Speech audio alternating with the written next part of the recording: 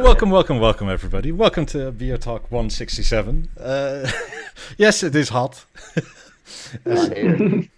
Eric wishes for snow. I agree. We could do. Don't even say that word, man.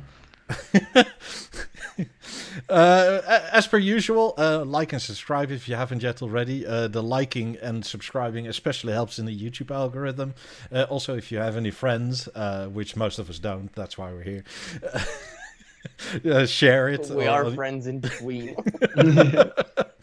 And as per usual, if you want a guaranteed answer to your question and or super chat, is open for that sort of thing.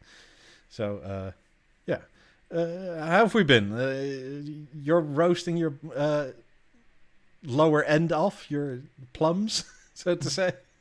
Who, me? Yeah. No, dude. Today it's 14 degrees and you can barely see across the park. It's so smoky. Like, I woke up this morning and it's literally like my apartment smells like a fucking campfire tent. Yeah, like, it's just going to ask if you can smell it inside. But yeah, it's to the point now where I don't smell it because it's just been here for a few days now. Yeah. But today is really intense. It's actually the worst that I've seen so far. So speaking of snow, it's probably going to be snowing ashes here pretty quick because Kelowna is on fire. Like, not even Kelowna, the entire BC is on fire like it's never been before. So yeah, that's going to be it's all in all the news and all. So you can smoke indoors now and not notice the difference. You know what I'm wondering? Like, what level of smoky does it get before the fucking smoke detectors start coming off here? And then what? A couple of cohibas and David would. Oh no, fuck off! It doesn't do that. Yeah, I shower my 90s with the rust water, because yeah, that it's only in the movies when the sprinklers turn on and everybody's like, they start making out and water's room temperature and all that shit. No, dude, it's a lot of rust coming out first few minutes. It depends what floor this happened at. Yeah. So no, yeah, it was a pretty weird week. Like, well, I guess. Right after or during our podcast is when the disaster happened in Kelowna where the crane collapsed. That was pretty sad and even interesting because I've been sitting on it for pretty much the whole week and trying to follow the news and what happened and how it happened and shit. But I have my own opinion of it. So that's that, and I'm finally getting rid of the Lab 5s. They're fixed now? Oh yeah, I have them here assembled and shit. I just had to go over to have a cigar with my buddy and just talk if he wants them or not. So now I'm fucking driving him back to goddamn Kelowna because he's putting them in his garage there with BeoSound 5. Nice. Well, you can do the SPDIF on the BeoSound 5, right? Yeah. So, and I got the CD ripper and all that shit. So if he wants it all, and here you go, bud. Just shove it off. But yeah, I'm hoping to get rid of the 9s as well because I want to get my office back. Like, this is a disaster. I brought a freaking Beolab 11 from one of my clients because it sounds like it's wind in it. I'm like, wow, it's the amplifier chassis is blown. So for all y'all that you ever wondered when your subwoofer sounds like there's wind in it. No, dude, it's constant. It literally sounds like you're blowing into a microphone. Like, just...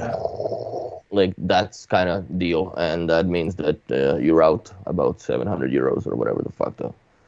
But that kind of setup that you're actually kind of giving away is kind of the dream setup for just a few years ago, and what many people would still consider a very good setup.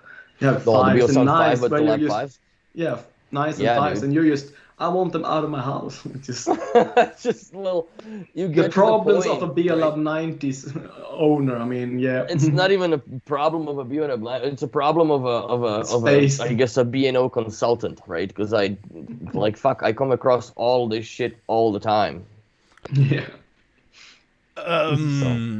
I'm not so sure I agree with that because I'm pretty sure if you weren't into B&O, you would still hoard it like crazy because you don't live with anybody to stop you. No, not really, no. I don't think I could. Yeah, I could not get away with this shit if there was a woman in the house. Fuck no. I could, but this would be the room that I'm basically chained into. Like, there's no other way.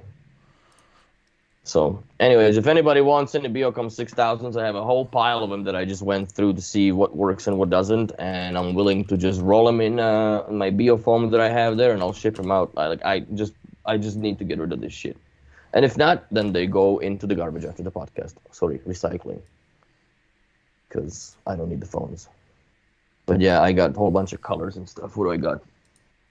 What do you call that prize when you can win first prize, but you win when you win a prize just for entering or you come last, you get a kind of prize. What do you call that prize? You come last in something. Just consolation prize. Consolation prize. Brendan. Yes. Yeah, thank you to our local CIA informant on Twitch for messing that up. Oh man. Never end. Figures is asking, what's that Beo stand next to the 9000 behind Willie? That is a BeoSound Moment floor stand with cigar humidor on top of it. A diamond crown cigar humidor that basically serves its purpose better than the BeoSound Moment itself. Yes, write Willie, BeoWillie@gmail if you want a phone. It's not a mobile phone, it's a phone. I have, what are these? I have 4 Beocom 1s on the stands, and I have 2 of them that are in absolutely pristine condition. And then I have a Beocom 6000 set, which I'll just grab the camera and show you guys. I wonder if you can see. So the 6000s are here, the orange, green, and black, and then the Lab 11 is blown, so that's not for sale. That's service. So yeah, sorry about movements and whatnots, but yeah, that's what I got to get rid of. Yeah, I don't have a landline anymore. I haven't had a landline. Neither do I. I actually, I have a Gigaset 1, which is a little Bluetooth adapter. Uh-huh. And you can put it into the Beoline 1 or Beoline 2, and you can pair up to 3 cell phones into it, and then they ring through your landline. So like your Beocom 1s and 2s when I used to have them connected all together like that. And it shows caller ID as well. It works very well. Actually, it shows caller ID as well, and then you can actually pick which line you want to dial out of, so which cell phone. So you dial 1 for first number or first phone, and then it dials out It works quite well, but it's so antiquated, right? Like, who the fuck has this landline? I know a few people that do, but I don't really need it anymore. No offense, but they're probably all 60 plus. Even my parents, who are 60 plus, doesn't even have it. So yeah, depends also. But for them, it was more like a money issue. It costs more. It costs money that we don't need to pay. But get rid of it. Yeah. Yeah.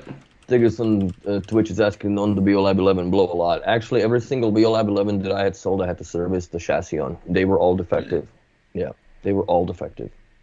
But isn't it also partially because people push them a lot because it's so small, yet you still want a bit more bass out of it?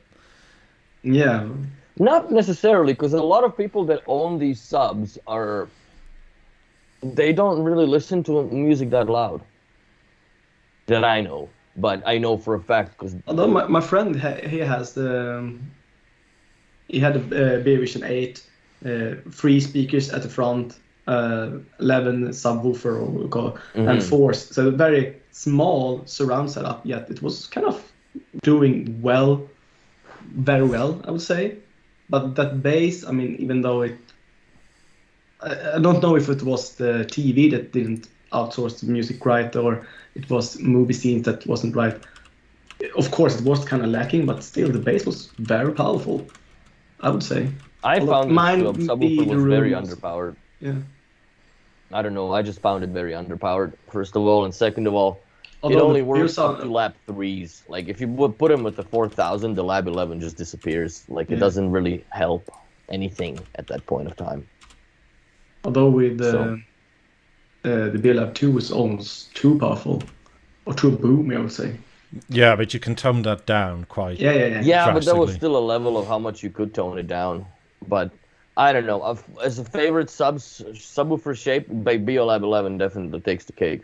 Like, to me, that is a beautiful sub. Yeah, I love the Beolab 2 for its sturdiness. And I like the 19. Yeah. I mean, I like the 19 for music, but I like the design of it. Very modern, cool. It has a kind of Penta-ish Oh, shape to it. for sure. Like, it looks better, but the Lab 2 is in a world of its own for movies and whatnot. Yeah. So it just has that loose base like in Beolab 5s almost. Yeah. And it's... I mean, it takes forever to set up properly, where it's not too much with music, but nice with like movies and whatnot. But also that a Beolab 2, you can basically kick it and you will hurt your foot and the speaker will be fine. I broke my toe with the fucking Lab 2. Coming upstairs in my old house, running up the stairs and I just fucking caught the thing with my toe, pinky toe, just fuck. That's kind of Beolab 2 is kind of the big thing that you push down a hill to kill Indiana Jones or something. Just go get. Lab 2 will fuck you up if you drop it downstairs. I mean, I also think not a lot of people know that you can actually angle it up and down or flat. And it's just like with the 3s, right? Where you have those way of setting it. Yeah. And the donut underneath works surprisingly well. Yeah, but there's no 3 presets on this. It's just a slider. So you can actually just slide it to whatever position you want. Well, you have 2 sliders on the back. Oh, like that you mean? Sorry, yeah, I thought you meant the buttons in the back. No. Underneath the screws. On it, how it comes out. I still think the white one is the best out of all of them because you can actually paint it any color you want and you don't lose the Bang & Olufsen logo on top. Which with the other ones I tried because I painted. And of course, in my mind, I love the white, but still the gray one in the right setup with the Beovision 7, it looks very nice. Yeah. And Beolab 1s. Yeah. Good God, I still want 1s again. I miss them so much. Where are you gonna put Did you him? see Prestige, his Instagram when he covers for the 1s? Speaking, I'll go to that in a second. Outdoors. That's amazing. But this was the stage winner from, what was it, 2 weeks ago? So it went from this to now that, and that looks stellar to me. Oh fuck yeah! Even better lighting all of a sudden. There we go. Well, I think it's also the way a camera picks it up, because like black on black is kind of hard for a camera. It's hard to focus. Yeah. Did he get a pair of Beolab H95s also? I think he already had those. I don't think Prestige gave those out. Here, sir, have a complimentary headset of €800. Oh, they were just there. That's funny. Oh, well, funny. No, congrats, man. It looks good. I like it. I mean, it brings us so much more life to the speaker now compared to just the gray or black cover. So big difference. This is somebody else, but even this looks amazing with the stage below it. It suited really well. Yep. But Is that a TV or just a picture? I think it's one of those Samsung The Frame TVs. Oh, it is too. It is a TV. And you can buy the sides to be whatever color picture frame you want. Yeah. And they're sort of magnetic. Don't pin me on this. But since it's LCD, you can, like here, you can set it to any sort of artwork and you can leave it up all day. Just burn the fucker in. No, it's LCD. It doesn't really matter. They tested this shit since forever. Thanks, John Diddy, for this subscribing with Prime on Twitch. By the way, hello, Twitch. We're just going to ask Prestige if he says that the story just ended. I was like, just send the email, but well, as Val's doing. Let's do it. It's not here yet. Give it 2 seconds. So everybody does any hewing since we got it in the title? I was wondering what you meant by that. Yeah, well, since we were speaking, what was it? Monday about Mr. Allianz on the forum, Come On forum. Oh yeah, that overly hued house. Well, Picture. I don't know if you saw it, Eric, but No, I haven't seen it yet. It looks cool, but I think at some point, I think you kind of have to pump the brakes. well, sure, but it's also in a way of like partially when you take pictures, you're showing off a bit, right? Of course. Like, Humble brag, yeah. well, it sort of is, especially when you like spend a fortune on the light you want, and you can do whatever you want in which way. Yeah. That's the hardest part of whichever way, because you gotta somehow figure out what you are actually in agreement with. Yeah, that's pretty cool. But like you were saying not that long ago that you chose Hue because you couldn't match other lights that were around. Mm-hmm. I mean, it makes sense to do it that way if that's like we're all nitpicky in one way or another. Yeah, see, for me, nitpicky would be like, see the granite countertop and you see the dots of LEDs on it? Yeah. Unacceptable. But the cat's okay. Cat's cool, whatever, man. The dots are unacceptable. I couldn't live with it like that. I would definitely. For me, it wouldn't be a problem. I would get them because diffused. I had the my same viewing issue with angle would be just be, so I wouldn't never see it anyway. So you'd see the fucking bottom of it then.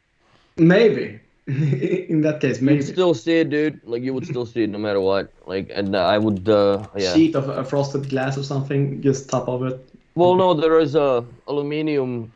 They're called extrusions, basically. It's a little channel, and you can do them in 45-degree angle. You can do them flat, and then you have the polycarbonate lens that slides over top of it, and basically diffuses the light. Depends on what thickness you decide to go with, and you can't see the goddamn dots no more. And it looks like just a strip of light instead of a tut, and you can see different segments of colors that mix the color that you're seeing on the bottom of the countertop. Yeah. I don't know. Like when I install that shit, I put that on it because I can't deal. That's just my personal OCD, and people once they see it then realize that it's like that actually makes a lot more sense than just having the fucking dots. I spoke to Mr. Celestials. Allianz and he was mad that we didn't spot what is it, the Beolab 16 on Monday. I think it was the Celestial or something. Yeah. Yeah. These kind of those are the 16s. Yeah. 16. Why 15. would you have them pointed that way? I guess because they do tilt, unless he doesn't have them tilting. Maybe it's when you sit in bed on an electric bed that you're too far forward, so they tilt a bit forward. So, But here I love the 12-2s, especially in that position when they're of course, 12.2s are amazing. I love 12s. So good proportion in white and also in the kind of right way when I have the acoustic lens on the bottom, because I think it looks a little bit rich on subwoofers there. Yeah, that's all right. Some people like bass, but that's not the worst room for subwoofers. No. I mean, like Callum is saying, RGB makes your computer faster. Same for your house. It has a higher top speed if it has RGB in it. It's got more efficiency in it then. I mean, must say, I do like a good coffee machine. Yep. Although it's very common now, even in cars, to have these kind of, all the lights, colors of the rainbow, to have them in your cars now. So. Speaking about garages, Eric, when are you going to do something like this for your garage? And we wait 10 seconds. There we go. Well, not far off, actually. That is pretty fucking hardcore OCD. Like everything exact. Like, I like it. I bet he pulls out his hair if one of these is missing. So if anybody visits him, just take one or move it around. Like put the longest one with the shortest one, swap them over. Most of my friends has this kind of OCD, although my father is the complete opposite. Nothing hangs in the right way, or just shits in the drawers. Yeah. 14 of the same wrench, yet you can't find any because they're somewhere, and yeah. I like that a lot, though. Yeah. Obviously, like, that's a show of color and all that, because I'm sure that you don't have a gay bar like that fucking all the time. Like, no. but it is cool. Unless you have a pink car or purplish car. There's a porn studio there. It's amazing. I think the 50s are a little too close to one another, in my opinion. Yeah, maybe. I'm not sure there's a center in this. No. In that case, would it matter? Not really. No. If they were a little further apart, it would probably sound better, in my opinion. Depends how you set them up. I guess it wouldn't be bad. Thank you, Don. Oh, thank you, Don. Orient Dear Express lady. collaboration. I know you want to start a fire of some sorts. I haven't even heard of the Orient Express. Let's just plow through this and see what we got for the Orient Express. Yeah, we did that like 4 weeks ago, but it's available now. Is it? Okay, Yeah. well, we'll talk about it. It's it's a thing. I don't want an honest opinion yet. God. was Let just to me trigger just someone. go through this without getting pissed off too much. Hopefully. Thank you, Don. Thank you. Yeah. But yeah, I like the way it's set up, though. so Wonder yeah, what he's driving it with, though. there's was it a Marantz receiver in that cabinet with pre-out for the project turntable is directly in. Then it's what's that cable called again that you have from Yeah. SPDIF directly in for the 9000, and then it's the Marantz receiver to power link with the trigger in for that and all the other speakers in the room. But most of the other speakers are hidden. Like this room has 6.1.4 or something in it. It's quite I like amazing. how it's still very neatly done while still. Yeah, he did all the So wiring himself. Apparently, and the also wiring have- was like, as Willie knows, he still has to come on, and at some point, I'm gonna badger him into coming on at some point. Yeah, I want to know how it's all connected up. But, Because it doesn't look master-linky at all. No, apparently it's something like 10 kilometers of wiring in his house to get everything up and going, and I could see that. he did all the wiring himself. And there's also an Essence or IR receiver underneath here, so the 50s are controlled quite easily, and that's then fed through to the AVR. And Also Okay, have to so say, now it's even starting to though make it's sense. yeah, but even though he has overkill much speakers and all that, still they blend in very well with kind of the rest of the decor. It's just not taking over that much. yeah, So it's not just speaker. He has very well decorated. what are you house trying with to say, proper- Eric? No, Get no. I'm saying that. So I wonder, honestly, like he's got a a ton of LED, like the hue lights, right? Yes, So at what point do you reach the limitation of that little boxy box? he has 5 that of deals them. with- There's 5 of them. Has 5 bridges. So Yeah, how many? which- What's the bridges limitation? Like 30? 60, I think. Holy fuck! So he's got all the light bulbs and stuff. Yeah. That's a mass load of money, dude. Well, he said he started small and then was like, this Oh, is we all- actually great. And then, oh, we could do that. And oh, we could do that too. Yeah. And oh, of course, I forgot this corner. It's like, oh, no, this corner is out of whack with that. So we can add another light. It's like... So this is the old setup downstairs.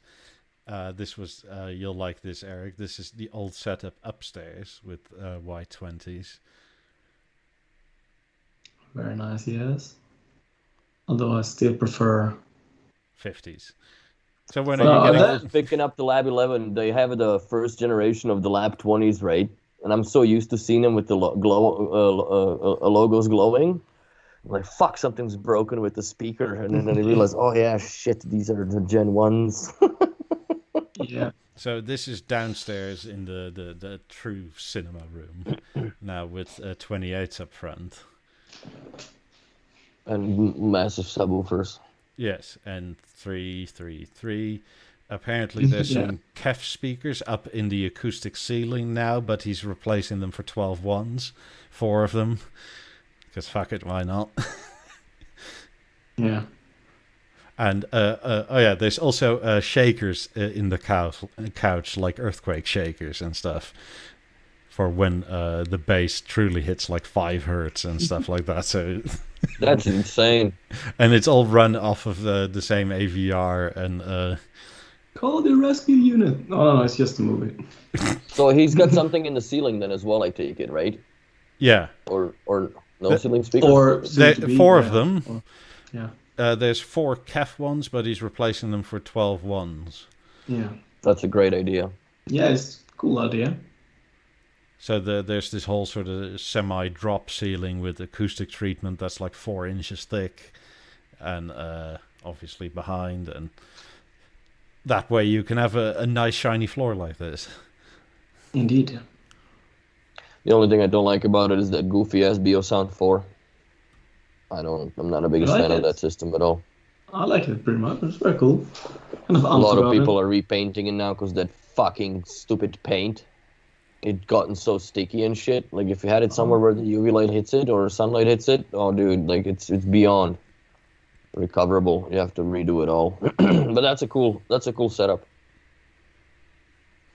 I mean, definite overkill on the lights, man. Like, fuck. Ah, it's cool, man. I like it. But then again, like programming it would be fun, and having it working it would be fun. But to me, like it's just a little too much. I prefer I wouldn't have all the overhead lights. To me, hues are more or less accent. Like I wouldn't actually build my entire house around the hue control. I would rather have it done. Why not just have it all in the same? Because I like it all the same, and I actually would not be mind if laying that sofa late at night, listen to music or see a movie, and just filling around with just all the settings through the whole hue lights.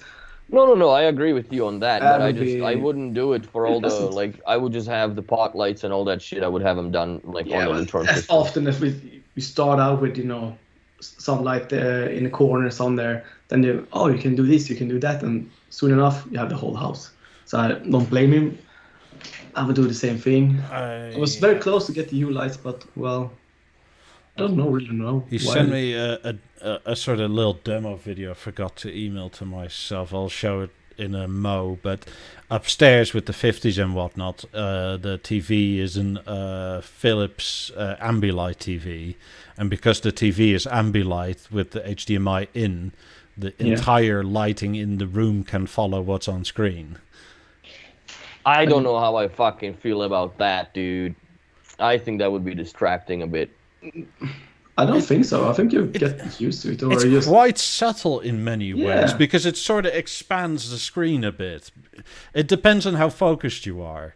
Like if you just if you're watching the news or something, then it's probably not the greatest. But no, of course not. Bad. But if you're watching like I don't know, a movie or whatever, then you often have a darker room, so more noticeable. Otherwise, at daylight when you're looking at the news or something, don't really notice it. So I think it's cool.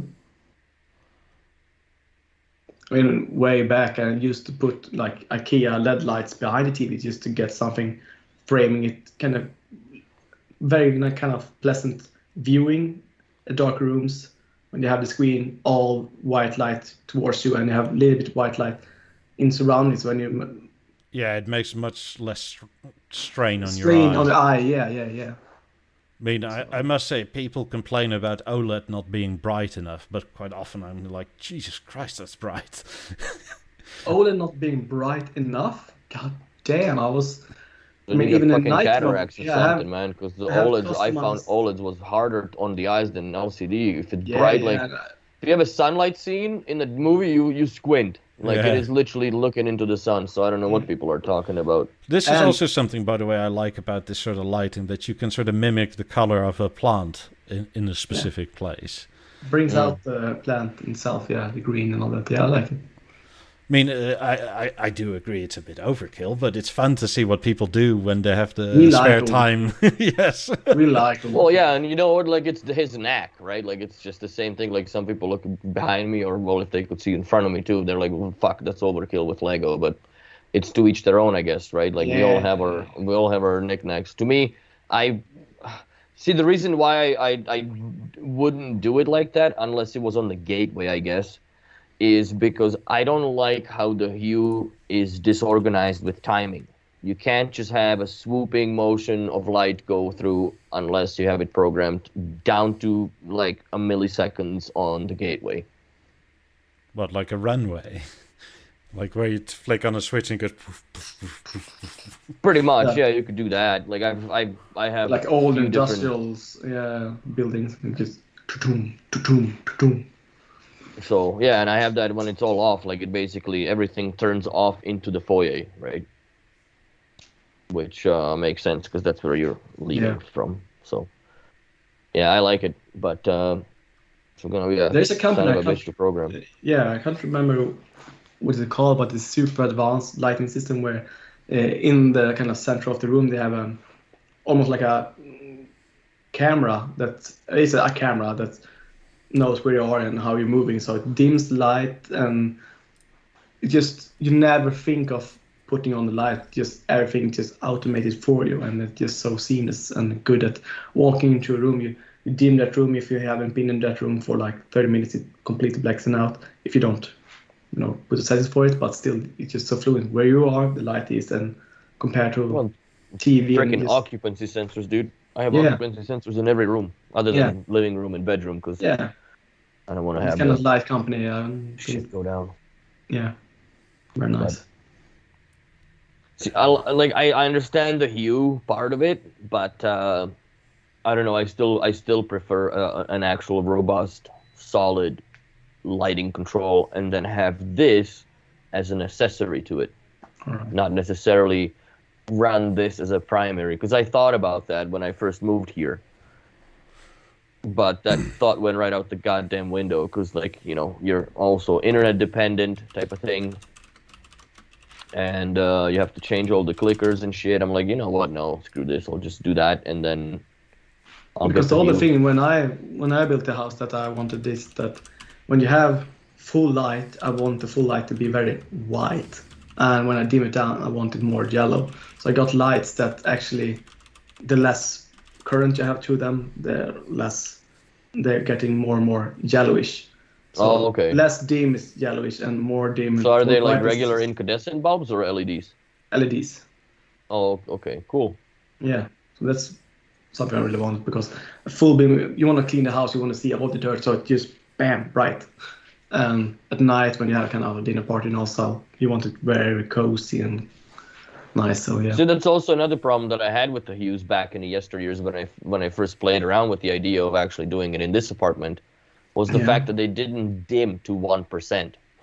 They could only dim to 20% of their light output, and then they just fucking turn off. Kind of problem with all LEDs at the time, right? Pulse width modulation wasn't good enough for that. No. So that's what it killed it for me. I'm like, okay, you know what? I'll just for the closet and stuff where I want that light to be super soft. Yeah. And also in the bathrooms. Yes, there is an LED light, but there's also a above the vanity you have those but they're incandescent light bulbs, so they light up differently, and then you can have it dimmed. But the hue lights behind the 90s, they don't dim all the way. The strips will dim to 1%. These that I have behind the 90s, they only dim to about 20%. All right, yeah. Which is it's insufficient, because when I have them in a TV viewing setting, then I actually have a few of them that shut down, and only 2 out of 4 are actually lit to get half the light brightness that I would normally get out of them. Hold on. Nanoleaf is also cool. I'll make us a bit smaller. So this is with the Ambilight and the whole thing integrated. Yeah. The video, yeah. Is that a QuickTime player? No, VLC player. I actually think this is kind of cool. It's not overdone, so to say. No. I think it's overdone as fuck. Says the guy. I don't know if I'm old-fashioned or something, but I would find this a little bit too distracting to me. It is cool though. It is very cool. I mean, then again, sitting inside of it, it's different than looking at it. especially here when you're Yeah. looking at live music concerts. I mean, here it's just fantastic. I can see Maybe- playing Doom on it. Maybe in a Well, Yeah, especially kind when, like, if you have pulled it back, like half of the effect lights are at best in your peripheral vision. yeah. Mm. So you sort of see the color, but you don't actually see the lights. It is pretty fucking cool how that tech works, though. Yeah. Yeah, they So- strip it straight out of the HDMI. Like, I get when people say they don't like it. I mean, it's not for everybody. That's why you don't have to have it. But it's also a bit of a party piece, obviously. Like, Yeah, like- my house can dance. Yeah, I don't I've know, seen- man. I think you, like, holy fuck, would I ever get sick from watching a movie like that, though? Have you seen Christmas lighting in the United States? I mean, Or Canada. But that's little, that's OP for me. yeah. It's little too much. I like it. You know what? Good on you that you've done it. I also dabbled with the idea of having that HDMI shit, but now that I've seen it work, I'm glad that I never did it with my 90s behind and whatever else have you. Plus, I don't know how much cool you can get out of watching a effect YouTube of- video. Like, also don't forget, like, his house is literally full of hue. Like, Mm. if you have one or two lights in strategic places, you don't have to get the full, like, my whole house is color changed. No, I agree with you. Well, that's exactly what I have. I don't have it all done up, but I have it done up enough that it all works. Even though the fact is that the only reason why I have the hue because I match the color of the lighting that is already existing in here. Yeah. And then I programmed a couple, 4 colors basically. I mean, how many default. people in chat do hue? I kind of want to know. Because Mm. I do like it, but like I always say, my house is pretty dumb. So I spend an inordinate amount of time looking for the right LED with the right color for the right place. Because can you see it? No. Oh god damn it! That I also like I have a light here and a light over there, like behind the 50.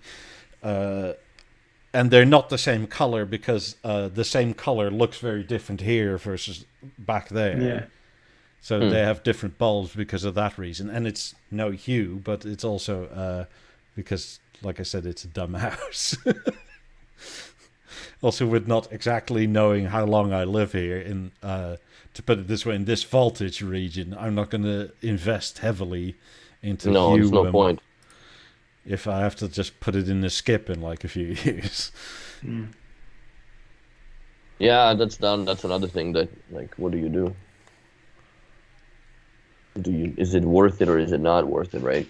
But what I'm thinking of, we're talking a little bit here at home at getting like a summer house and build a new house, and this kind of company in Sweden that calls X House builds very modern kind of summer house, like 60 to 80 square meters house that's very easy to build and very good floor planning and all that. That maybe, and for those kind of places, I would now track from start, get hue lights and all this kind of stuff integrated in early in, so I know it's done correctly at the right time. Mm-hmm. But if we like, so this is another example of much more toned down.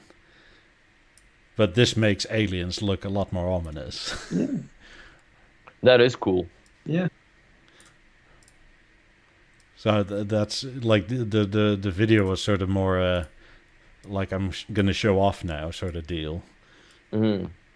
Does he have to have that kind of cabinet open? It's not open. The cabinet, there's no door it- on it. There's no door. Okay. No. So this is just, I guess, if you're bothered by that. No, I just thought it was something. Hatch No, or this something. is the project, whatever it is. I forget the model now. I can't really see because it's No, two door it's, there. It was there in other pictures, but Yeah. apparently no issues with even with bass coming from the 50s. No clicking? Hmm? No clicking or ticking? No, I mean the arm dancing. Tone arm. Yeah. Oh. Or the Oh, that's platter bad. starting to skip. I when mean, you the turn tone it arm up. on the projects. I did wonder set up about correct- that on Monday. I think we Yeah. were talking about it. Yeah, that's no problem. Very well balanced. If you set up them correctly. Yeah, I don't know. Yeah, it's cool, but it's not my cup of tea. Let's just put it that way. I don't think I would. Like, I obviously have Philips Hue in the house, but with a grain of salt, of course. I just, there is a limitation to how much I'm willing to put into this. But yeah, I wouldn't do that. I don't think I would do that. Apparently, Plus, I the don't return see policy myself- on Philips Hue is amazing. He said that after like a long ass time of something started to flicker or make noise in the transformer, just sent it back, got new ones. Yeah, that's good. Well, yeah, because they charge you arm and a goddamn leg. Of course, they at least better have a good warranty policy on it. Sure, It's but cheap, like it's cheap shit, dude. I mean, honestly. to put it this way, quite a lot of people boast about their warranty period and whatnot, but you only experience it when you actually need to. Mm-hmm. mean, I would say marketing is cheap. Yeah, and especially when you think of car brands, that when you think of kind of classic car brands that are good quality, you think of kind of maybe Mercedes and these kind of brands. And you think of kind of bad quality, you think it's kind of maybe South Asian, but it's the other way around often, that this kind of like Honda and stuff, that 5-year warranty and all that, it's no problem. Mercedes is just 2-year warranty and 3-year warranty and shit. Or Volkswagen, in my case, it's just shit. Well, So What's that reflection of the alien? Like, what is it coming from? I wonder. What do Is you that glass? Like, if you look, there's alien upside down, right? But it's like, I don't think that people are seeing what they're supposed to that be you seeing. mean. Is that on the screen? No, it's not on the screen. It might be partially an artifact of how glossy the side table is. The TV sits above on the wall. yeah, I think so too. But it's flipped the other way, dude. Like the words, it's not in a fucking mirror image. So what are people talking about? It's not a reflection. Yeah, then maybe it's a camera artifact. I don't know. So Fake photo. yeah, this is not. I'll go ask him. I'll get back to you tomorrow. Is everybody on? This is more or less related to the Twitch. If anybody on the YouTube chat is wondering, because I'm like, what do you mean it's a reflection? Like, it's not, because the A is under N. It's backwards, and it's like it's upside down. It's in Russian. You know what I'm saying? It's Probably something in his iPhone lens or whatever when he was taking the picture. Or Tigris is right with his CIA tactics. He knows that it bounces off on the table and then back onto the wall. For fuck's sake. Like birds Yeah. aren't real, they're spy robots. Yeah. If you want to have fun online, look into that. There's so many people that don't believe birds are real. That what is real? Birds aren't real. Yeah, you What, spy what do you cameras. mean the birds aren't real? That they just spy cameras for Yeah. like Russia or something. Literally, yeah. they're mini drones to keep tabs on us all. Wow. What's the story of, or it's kind of same story with the horses aren't real? Maybe those are drones too. I don't know. Those are probably Cumbersome, war machines. very cumbersome drones in that case. Fuck. Oh shit! Yeah. Keeping, by the way, to this same picture, I sent to you. Apparently, there is ways to mess with Beolab 50 and 90 speakers with the intensity of the lights. Yeah, there is. And What's that? I kind of want to try that out because, especially during daytime, the light in my lenses dims to the point where I literally cannot tell if it's on or off. Yeah. And if I can't tell, I might as well switch it off all the way or turn it up a little bit so you at least have the sense that there's still a light going. Yeah, but then at night it's gonna be like a freaking Roman candle. Well, I looked it up on the dump file, and apparently when they on startup are the brightest, and that's 80% brightness, but that actually isn't all that bright, especially during daytime even. Tune in as Mikey burns out his LEDs on the lap 50s. Well, I mean, Next week. I guess you can still tell if the speaker or the tweeter is up. I would just love to see when you turn them up so bright. When you're sitting in a dark room, you can actually see the Bang Olufsen logo. 200%. Oh, yeah, the Bang Olufsen logo just shining onto On your the forehead. forehead. Just Oh, God. in that case, mirrored. Yeah. Like, give me 10 volts on this LED. Yeah, but why don't you put hue in it?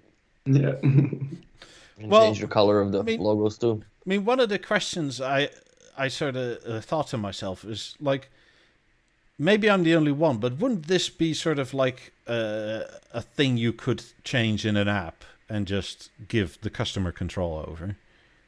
Yeah, and Because I'm pretty sure the opposite is also true, where people are like, I don't want these lights, they're energy inefficient or whatever the fuck. yeah.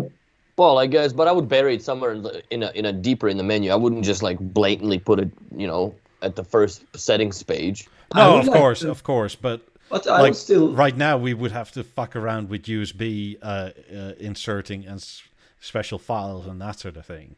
One way to fix it would to be when you make sources to see in this source. When I have the Oppo player, I want the brightness of the speaker to be that level. I want this sound level to be this level on film, and I want the picture quality to be in this.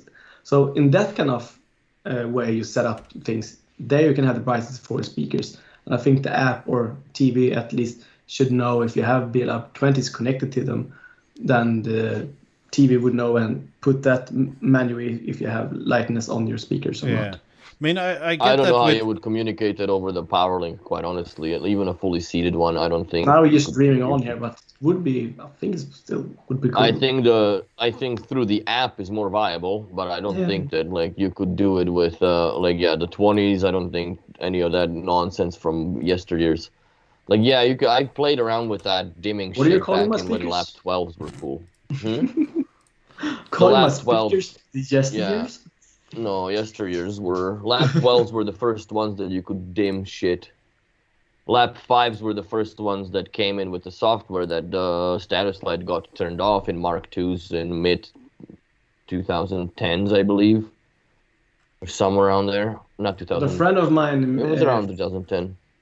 My friend of mine fixed his 18s by himself, just soldering and wiring and all that, to get his 18s to be lit green all the time and not just go into this power saving mode. So it's green all the time or red all the time. So I mean, it's manageable. I get with 90s is a bit a different proposition because the lights point up, right? So you don't really notice them. But with 50s, I mean, or 20s. Anybody that has 50s, you're looking right at it in the middle of the tweeter. Same with 20s. Yeah. What I find annoying a little bit when I watch that occasional movie, and I like it in dark because obviously that's the point of the movie experience. When I turn up or down the volume, the rings light up and they're fucking bright, man. Like they light up the entire tower, like from up, like the corners of the room. So I find it a little bit distracting when that happens, and there's no dimming it or whatever. So if I make it work on my end, would you dim it? You can't dim the volume. You can only dim the icon. I can't dim the volume ring at all. I can't do anything with the volume ring. But I could just dim my logo on a startup or whatever.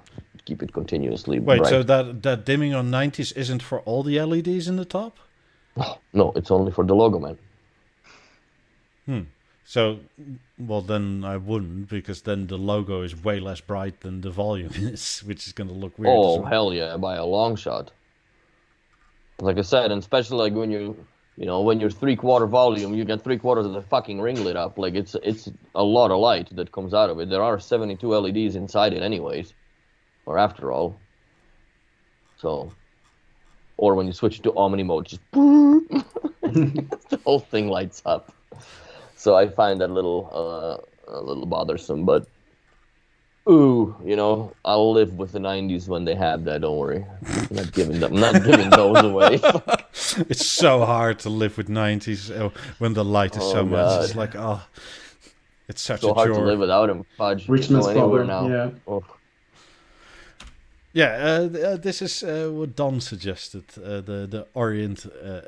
So Express. what is that? I was actually very intrigued about this. The Orient Express this is fucking box. Yeah, the Orient Express is like an old-fashioned train where you go from Moscow to Vladivostok.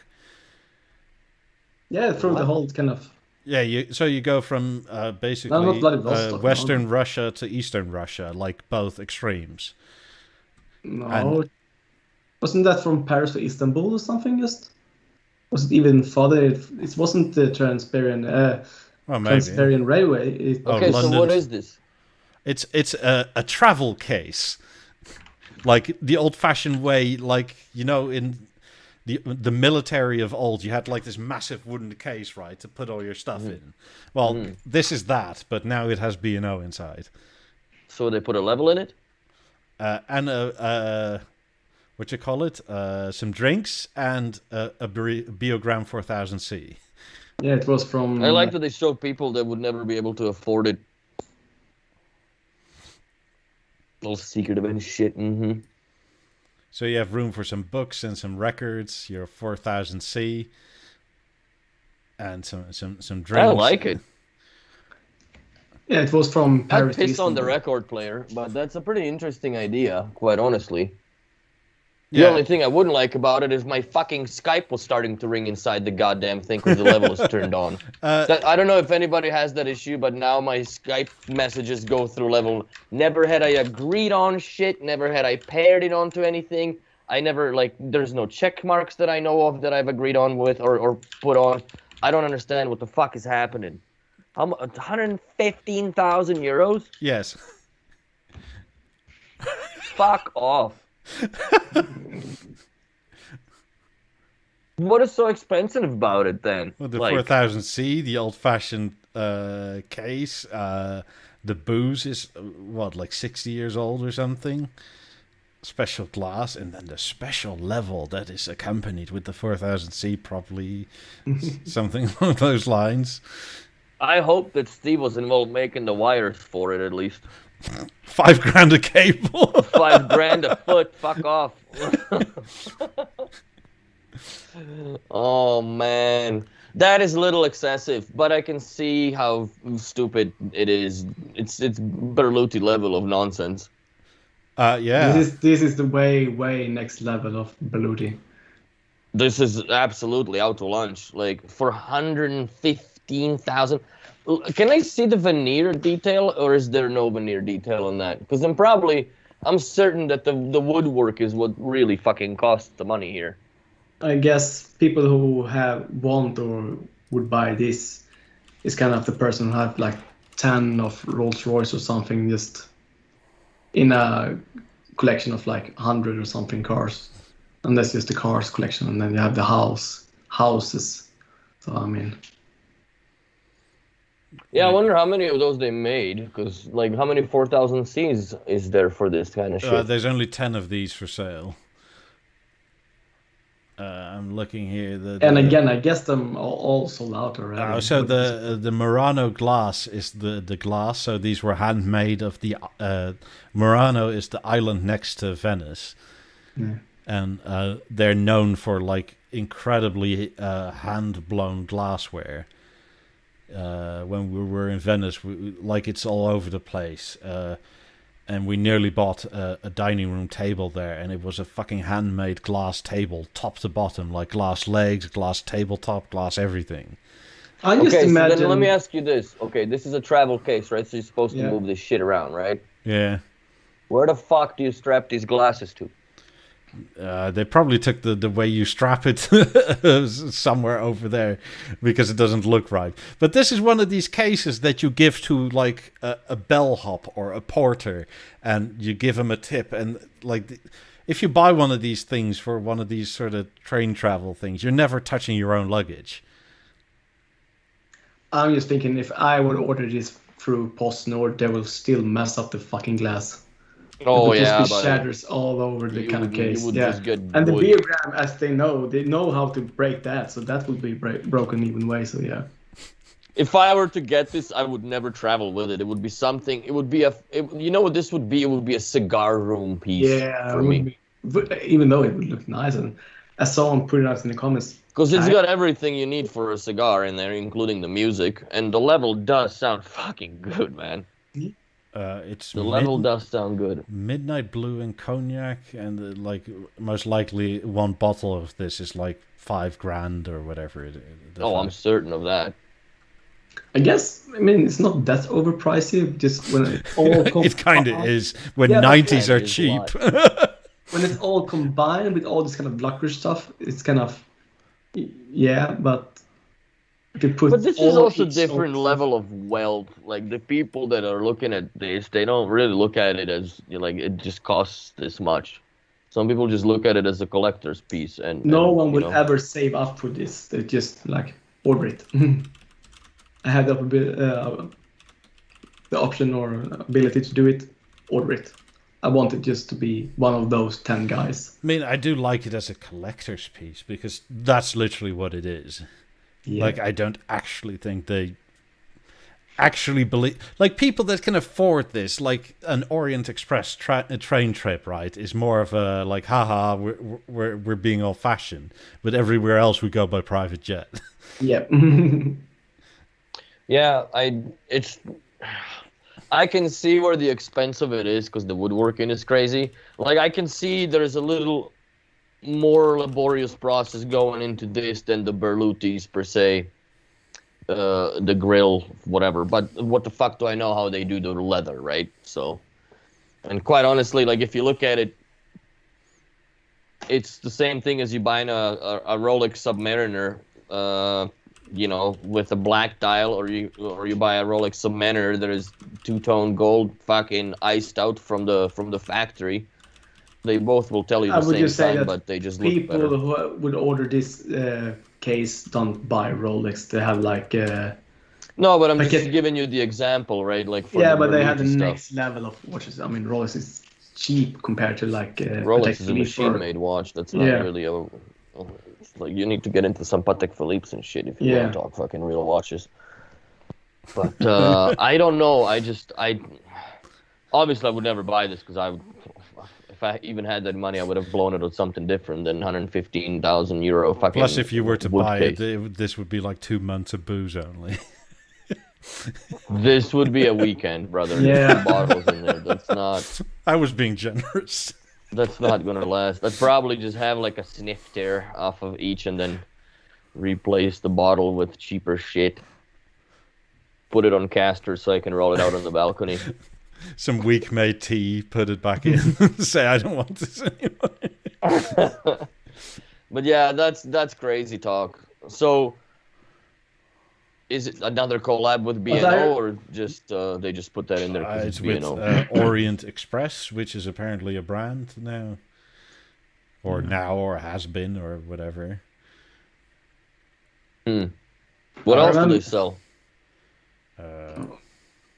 Look into it. Because I remember when Land Rover was making a kind of special edition for the Defender or kind of Jeep Tour had, and you had kind of the hunting package where you get some kind of rifles, and you get kind of Scotch, whiskey and all this kind of thing.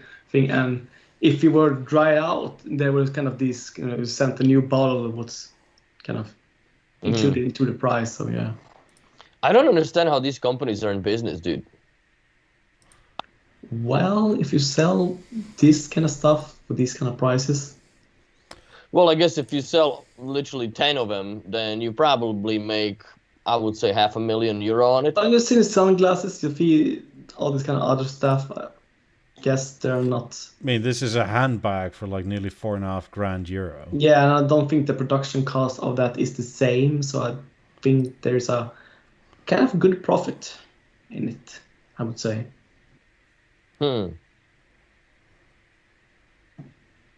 Yeah, I don't know. It's a weird pattern on it. It looks cool, but not $4,200 worth. But then again, I'm not a woman, so I couldn't justify this shit anyways. Or whatever. Even though it's whatever. If you had that kind of money, where this is kind of nothing compared to where you spend, so that's just. I'd almost rather buy a bigger plane. You already have a big plane. You have an airport. They're making fans too. Oh my lord. Yeah, what did the fans go for? Oh, that's actually decent. Not too bad. €75. Order me 2. I actually bought these kind of fans in Istanbul for nothing. So I have like real handmade ones from Japan. Got them as a gift, and I've had them for 20 years, and they're still good. Yeah. You fan yourself like a fag? No. Memorabilia. Oh God, why would you make that even? And why so much money? Cool. I wonder what the materials are. It looks pretty spiffy though, as far as the wood is concerned in it. I mean, handmade stuff is always expensive. Of course. I don't know, man.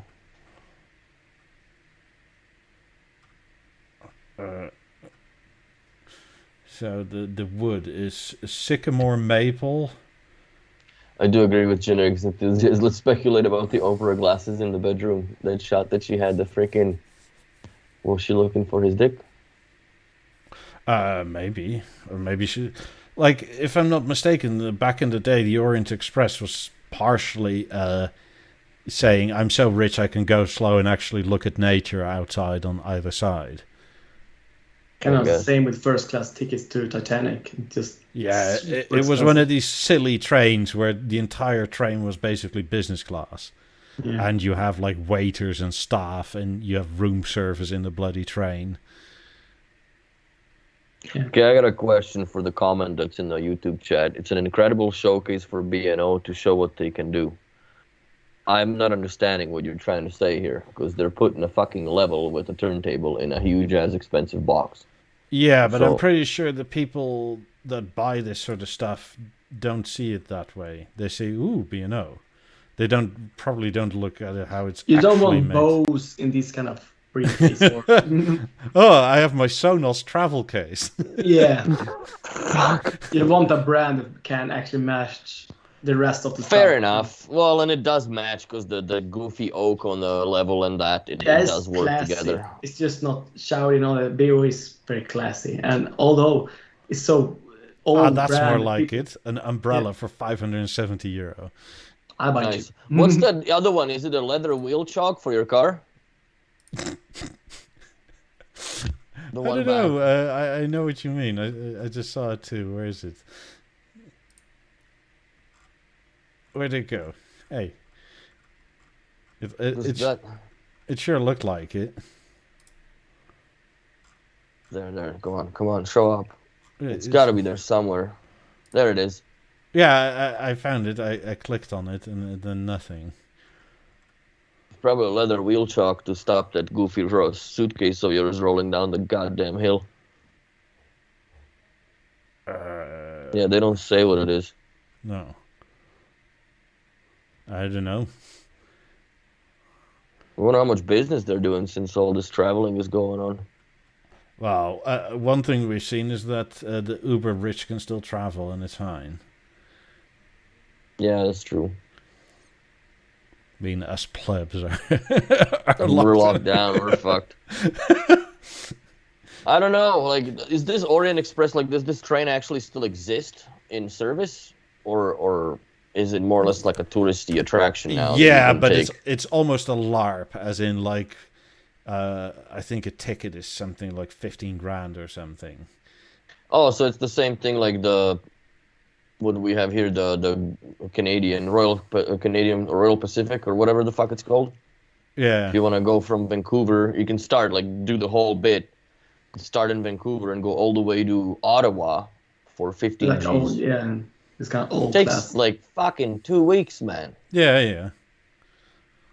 But you're going in style with your handbag, like right here. I would love to do that from Vancouver, at least from Banff to Vancouver, because it goes to Banff. Because I want to go through the spiral tunnels where all those nice Chinese people dug out for us back in the yesteryears when they had no option. Do you have a Lidl in Canada? The what? A Lidl. What is that? It's a particular supermarket. No. Tigris said the Sonos version came in a little carrier bag. The little is like an. I know what it is now. I've been to equivalent to an Aldi, sort of. No, yeah, they make sneakers and all that kind of. It was super popular here. It's a supermarket where, the shelvers basically rip the box open and put the box in the shelf. But it's not a wholesale place. It's the size of a regular supermarket. Yeah, your father loves it. You can buy all the shit there. You can get the chainsaw, you can get shampoo, you go. But only every so often you can get like whatever, this giant center section, and all of a sudden they have like power tools there or laptops. Yeah. What? Yeah. Just random shit. Oh, like a helmet for a motorcycle. You have your quality brand that you have is 10 times better or expensive than this one. Why do we want this cheap one compared to yours? Oh, it's cheap. Yeah, that's why. So that's kind of... John Daddy, almost all my power tools are from Lidl. Oh, God. Well, actually, their power tools are like... sort of like rebranded Bosch stuff, so it's not actually that bad. It just has one of these names on it. It's like power with double R or something. If you can imagine that. It's extra R in it, yeah, bro. That's gonna rifle screws in the wall way easier. But I mean, holy hell, 115,000. I mean, I do like that B&O sort of attaches themselves to it, but I'd rather see more logical attachments. Well, this may seem logical to HQ, so to say. Eric. But it's sort of like, because they like I feel personally anyway that B&O headquarters, so to say, wants to be very upmarket. And I can appreciate that to an extent. But I personally don't feel most of their customers care for this sort of stuff. Like, it's cool, but it doesn't really raise any temperature, so to say. I mean... Prestige, no. Are you drinking again? Don't be fucking making no goddamn travel boxes. What are you going to do with this? You can't even travel anywhere. Vaxxed or not. Like, what the fuck are you going to do? Make a Bio Cascade 1. But when the market goes up. Yeah. I mean, I wonder if this is an LVMH company as well. Because even Rimowa and that sort of thing. Like the H9Is, I think it was with Rimowa, right? That got way more people talking about B&O than this sort of stuff will ever do. Of course. Maybe we are in the wrong kind of circle of people. This maybe will get to people that have those money that's even above.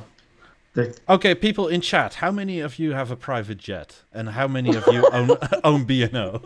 People with private jet maybe don't know the name of Bang Olufsen. That's kind of their shit. Now they kind of know, Mr. Yacht owner, do you know this kind of thing that you only 10 limited things that cost this amount? Oh, I want one. Yes. Bang Olufsen. Oh, what's that brand?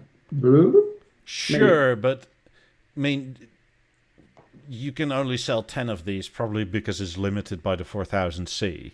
Yeah. But the H9 Rimowas you can probably sell 10,000 of. Mm-hmm. But I think it is kind of a different kind of customer here, where this kind of customer gets to know the brand and buys stuff for it, and that's 10 of them, just the name of them and the 10 of them in line makes it a hype. With the Rimowa, it's another piece, still expensive, but still, I think it's kind of different levels. I like the Rimowa case rich. Actually. That was a fun project. I really liked it, and it wasn't outrageously offensively priced. Where I think that they've lost the touch with reality when they went out with the Berluti's pricing, in my opinion. But still, I would like Rimowa with the Beolab H95s. That would be premium, very good. Yeah, design, sure. And especially the cabinet would be. Then perfect. I would even say the price makes sense compared to the Berluti ones. Yeah, I would say so too. Like I'd buy Don't the know the Rimowa price, ones but over the still. Berluti ones. Yeah. Yeah. But the Belushi ones looked nice, but yeah. Berluti is They just should way too much price. money for what it is. Like I Apparently, we and have a Each- bunch of private jet owners in the chat. Humbles people, humble people. Well, I don't mind. You can brag. I don't care. But yeah, I don't know. That's a little too excessive. I mean, I guess Wood Cassette on Twitch has a point. If they sell out, the branding exercise works. Sure. I mean, But we are like, not the would you ones to say like? it's I guess my possible. question is: would you, through this, get like 10 uber wealthy customers, or would you rather do something where you potentially get like 5,000 customers that don't have the same budget, but that will keep buying stuff because there's a way up, right? Maybe 10 super expensive customers pays the same or spend amount of money on Bang Olufsen as like 5,000 so regular Well, quite customers. honestly, the way I see that trunk deal here, the only publicity so far that it's gotten is us yakking about it and whatever this website is really, and a little bit on the forum. But at the end of the day, once that is sold out, it'll never be another eyeball that lays on it, a site. That's in my opinion. It's gonna be What in a I wonder private is- collection somewhere, locked the fuck up. The batteries of the level gonna leak out. The turntable's never gonna get used, and that's basically the fate of all these things, Of in my these opinion. 10 people who get these 10 stuff, how many of them would you expect to actually do the whole Orient Express from like Paris to Istanbul or whatever the route is now? But how It's many? probably a bucket list thing. You think so? Yeah. Well, if That, you but get- also, like, would you take 3 a or 5 max. $115,000 box to get beaten the fuck out of in a train by some goons? I would say this is more for like Willie's idea. Just put in a room for like cigars and It's a collection piece, man. yeah, It's, right. it's an I got it. extravagant You collection don't. Yeah. piece. But that's to somebody that really appreciates the travel furniture, I guess, or whatever. Like, I'm sure that for each their own, right? And I don't know, like, I would never personally buy it. I think it's ridiculous, absolutely ridiculous. I think it's a waste of 10 Yeah, turntables and that could if have served a you- better purpose somewhere else. Yeah, if Bang Olufsen made so much money for this, they would make like hundreds of these, but it wouldn't be kind of was beating the idea of you want it so kind of luxury and so very unique that it's just 10 of them. It's the thing you want. I mean, Wood Cassette said perhaps the billionaire that purchased it would do their next house in B&O. I personally doubt it, especially if you look at like the super duper wealthy in America that we went over on other Monday streams, where like there's almost next to no audio in all these enormous houses that are like Nothing. $100 million, and like you have like 2 speakers maybe, and you have like Yeah, a it's- shitty cinema room that is like okay, but it's still like The cinema room is often overkill with something, JBL or something, but very custom made or something. But still, the rest of the house maybe Sonos or something, something like that. Otherwise, but I don't really know if we're talking about Americans compared to rich people in Asian countries, in Middle Eastern countries, in like Russian. I mean, maybe not all are the same. How they're decorated or buy stuff with their houses. I don't know. I mean, maybe it's a Japanese thing, but like at least in Japan, when I was there, there's quite a lot of wealthy people, and even there, I didn't see that much audio stuff in their houses either. That's it more in South Japan, Korea. it quite often tended to be something high-end, handmade Japanese anyway, Yeah. because there's still that sort of... Or very. It's kind of Western. like what the pride. Danes have with B&O. It's like the Japanese have with their own stuff. Like Sony is cool because Japanese, and handmade Japanese stuff is awesome. And I must say, it is actually awesome. But Well, I it's think same the with best their- electronics that ever came up was with when the Cold War between the Europeans and Japs were going on with the electronics. Yeah. Like It's the one same of with the their luxury Yamahas. cars. You know that Toyota, the Century car, that's kind of their kind of Rolls Royce that's not even available here. But for them, they have some especially Toyota car that's super expensive. But still, I think most people with that kind of money still think that European old-fashioned audio companies is still the way to go, like staying with Lindorf or something like that. They want kind of very expensive, rare pieces of. John Liddy actually made a point. Apparently, PewDiePie used to own a BV9 or something like that. Who's PewDiePie? The biggest YouTuber. He has like 120 million subscribers. So people, if he can reach that, surely we can add like 5 or so to that. I don't mean 5 million. I mean just 5, literally. Like and subscribe. Thank you. But in terms of what they like spent for this, like, give PewDiePie a ring, for crying out loud. Like, hook him up with some 90s. Say, could you have this in the background of something or other? Or have a little chat about B&O. I mean, I know the joke is his fans are an army of 9-year-olds, but that's been the joke for like 10 years. So they're all 19 and over now. Yeah, maybe like. I mean, if they can all buy like a set of H4s or whatever, like B&O would be bloody rich. Yeah. B&O would be fucking back ordered for months. Yeah, how's that a bad thing? Get one of these cases to the Indian company that was competing with PewDiePie in the most followers. Yeah, but that was basically a TV channel that uploaded. Like Still, put it in there too. So you just Beo here and Beo here. So that's will be working.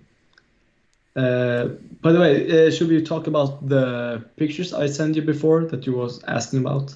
Yeah, because I got a question over Instagram about what should be done with speaker setup for what you call it, for a desktop PC. Yeah. And in this case, desktop PC is an iMac. But I mean, you've basically fixed it by using a V1 and some nice white 3s. The stands are from STB, right? Yeah, they're taller than the regular ones, and a pain in the ass to get the kind of power link. Oh god, I could imagine, because it's already pain in the ass to do them on the regular floor stands, and then like double the freaking distance. Fit. Yeah, it barely fits. Kind of. You gotta go thin power link first, and then the power cable. The whole kind of power link connector itself is the same. It's just enough, but if you go the other way, it sucks. It really sucks. When you see yourself from another perspective, when you're putting on in this kind of just narrow thing, and you have used lubricant, and just sitting there and just just, what am I doing? That's also the most Swedish sound ever. Ooh, ooh. I mean, what am I doing? But yeah, it finally worked, so yeah. Well, I would be very surprised if you actually said, what am I doing? It's probably like, ooh, to ooh, but do it. Yeah. Yeah, but yeah. So what's with the Mac? Or what are we talking about? So the question is, if you wanted a great audio for a desktop PC, what would you do with, let's say, a $3,000 budget if you would go to the maximum now? Would you go like the Beolab way? I must say, though, he already has one of the Pro monitors, the 33-inch from Apple. I still go with Beolab Freeze, or maybe not even Bang Olufsen in this kind of case, but still in that kind of category of Pro sound. I would try to pawn off a Beolab Force somewhere. What about 2 levels hanging on like wall brackets left and right? Yeah. Yeah, I'd still go with the Lab Force. Force is not that good compared to the amount of money that we are talking about. I mean, dude, you can buy Lab Force for like $200-300 right now. Yeah, but if you sit a meter away from them, not even that far, they sound fucking fabulous. They're no good for music listening, but when you sit in front, I would do it. Listen to music. Or Lab 3s, like you have. Yeah, 3s are the minimum, I would say, because when you sit in front of your desktop, you're watching YouTube content. When you're watching movies, listen to music. So it's kind of all the way. Wood Cassette is waiting for your Bose suggestion. not Bose, but the other brand would be. I mean, you could also do a stage if you're willing to wall mount something. Or have it maybe above or something. Maybe? Yeah, that could work too. That could work, yeah. But I think if you want like super duper multi-purpose, and since it's an Apple desktop specifically, you can like John. Hello, John from B&O Manchester. A perfect pause. I would say you need active speakers first of all. I would say that's the best thing. Then I will go right on. You caught it in a perfect expression. Yeah, with levels, I would get the wall brackets personally, because then you can hang them in the like Beolab kind of mode, because when they're like upright like that instead of sideways, they much more sound like a single Beolab speaker to me. Yes, they do if they're upright. And then stereo pair them, and since it's in this case specifically an Apple desktop. Apple desktops have AirPlay on them. Works great. And like Willie can attest, you can't disconnect them even if you don't want to. What I was very close to getting and to see if I would replace my Beoplay TV here is got a 32-inch or 30-inch LD screen or something, and put two levels with the wood front to have like almost a harmony miniature merge. Oh god, would work. I guess if you want to hardwire the sound out, I don't really see why you would need to with an Apple desktop to any of the modern B&O speakers, because AirPlay works so well. You can, but you can then wire it up. I guess the only thing with two levels is that you need two power brick spaces. But then again, you can hide it somewhere because the wall mount is the charger. Yeah. And you can still take your level with you and whatnot. And you can make left, right. And, I mean, that works quite well. I just would use AirPlay for all my audio, quite honestly. Yeah, it's so flawless, and it's so easy to integrate. Stereo pair them, and if you want to use one for something else, uncouple them. And I mean, once they're paired, they basically work as a pair. So within your network, there's not really an issue. I sort of like the Emerge for what it is, but it's really more. It's a bathroom speaker, dude. Yeah, it's a background music. I wouldn't use it for editing ever because. No. I mean. It's not so bad when you're really close to it, like on a desk. But I mean, right now here I have sitting a Beosound 2 next to me, which is a stereo speaker, which already is. I mean, yes, a speaker left and right does better stereo imaging, but it's still quite decent at knowing which sound comes from the left. I mean, even the M3s right, even though it's on my more right. Powerful in that kind of sense. Yeah. That too. I would probably agree with everybody that goes on the level side, really, for the new speakers. So useful for so many things. So, and just go stereo, compare them in the AirPlay like you could. Yeah, especially with Apple, yeah. Because at the end of the day, how often do people reboot their Apple computers, really? I mean, Wiccassette said a shape would be cool behind the monitor. Totally agree, but then you're spending $4 or $5 at least. Mm-hmm. Because if nothing else, if it's only a 2-speaker shape, you still need. I mean, it's a 33-inch screen, so it's quite a big screen. So you need quite a lot of filler to get to left and right of it. Yeah, if you did a 6-tile stage, yeah, you could get away with it with 4 speakers. You have to have 4 speakers, left and right, and bass, left and right, and then don't pair it to the core. And leave the amplifier in default mode, and you should be fine. That would be interesting. I mean, one thing that would also be sort of cool and retro is like Beolab 5000s or that Mondrian series of speakers. I mean, they're quite flat. Freeze. Yeah. Yeah, but if you want specifically care, like I don't know exactly the situation. Like if you want, let's say you have a sit-stand desk or whatever, right? And you have threes, right?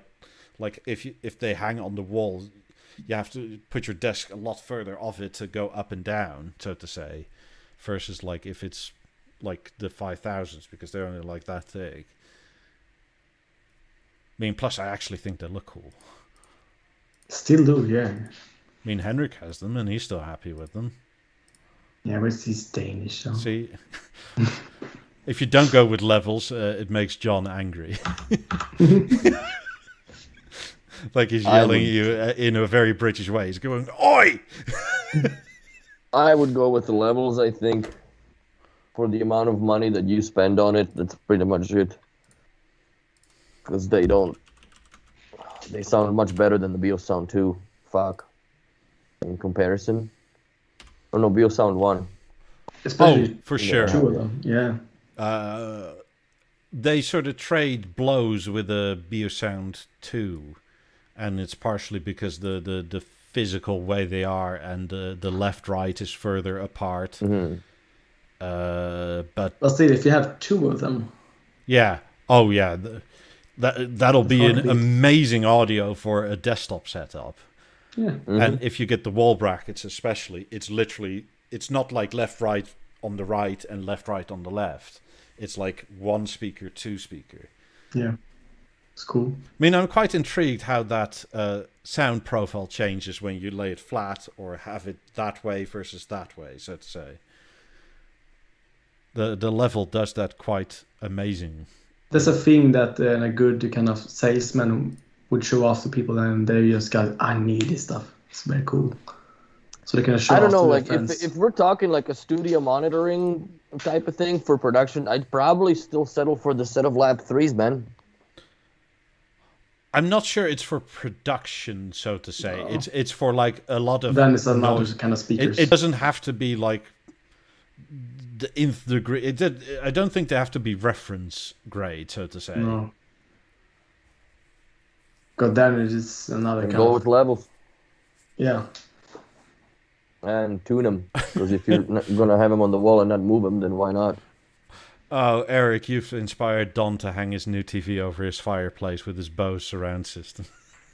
The lifestyle series. Why not use Bose? We use reflection principles. With our 3.1, we can do full surround Atmos everything. Yeah. Out of speaker that is this big. Don is from Texas, right? Yes. Mm-hmm. Yeah. Let's leave it there. Oh. Are like the Danes, the Texans of Scandinavia, sort of? Maybe, although in Sweden, Sweden thinks of Denmark and Norway as the kind of little brothers. Although we kind of... So you're the uppity northerners that go like... Yeah, but still... We've maybe been too much polite, and over years that even... You're going to show them now, are you? No, but we want to be more like... We want to have this kind of Danish way of living because it's so much easier, just like me. To hell with it. It's more Never way seen easier. those on a floor stand. By the way, Don, Brendan is saying if you concur or complete this threat, he'll drive down and rehang your TV for you. So if you ever don't feel like hanging your TV, just say it again and Brendan will come help you. Fuck. Right over the fireplace. Do you even have a fireplace in Texas? Well, for that 1 or 2, 3 days Winters, a year. yeah. I guess so, yeah. But they got hammered pretty good this year, though. So, Yep. yeah, maybe you have to burn some wood. Then you better hope a it's wood not an burner. electric fireplace. Yeah, because there was none of that either. No. You need one of those actual, Yeah, like you should wood, really hit the fan. Yeah. putting wood in it. Yep. Brendan has a fireplace. Yeah, I know you do. I don't know. Much So Yeah, much Dallas hate. does get a bit of winter, but I don't think it's that bad. Well, I live in Canada, so I can't really comment on how bad it can get because it gets pretty fucking ruthless here. Well, Eric basically lives in the Canada of Europe, so Yeah. I mean, Although you're up to. Would it be fair to say you're up to your hubcaps in snow quite often? I think still Willie has most of the snow and most of the extreme cold weather than I have. Yeah, because you maybe live in the part of Canada when it's more colder than it's here in Sweden, I would say.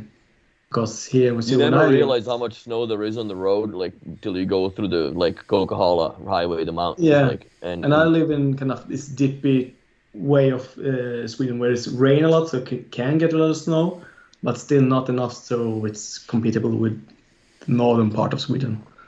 That's kind of the whole another country. Yeah, here it's this week's gonna suck, man. Like it's so gray outside, I can't see across the park now. It's so much smoke outside. It's disgusting. And you think you can feel it in your stomach, in your stomach, in your throat. Yeah, when you think of Sweden, it's so long. If you take the same distance from the bottom to the top and put it down, you get like to middle of France or Italy. And if you think of that way of people, different kind of people living and cultures, I mean, if you get to Paris, it's a whole another culture of living, and it's kind of the same upwards in Sweden. Yeah, and when you measure it, Willie is further south than both of us.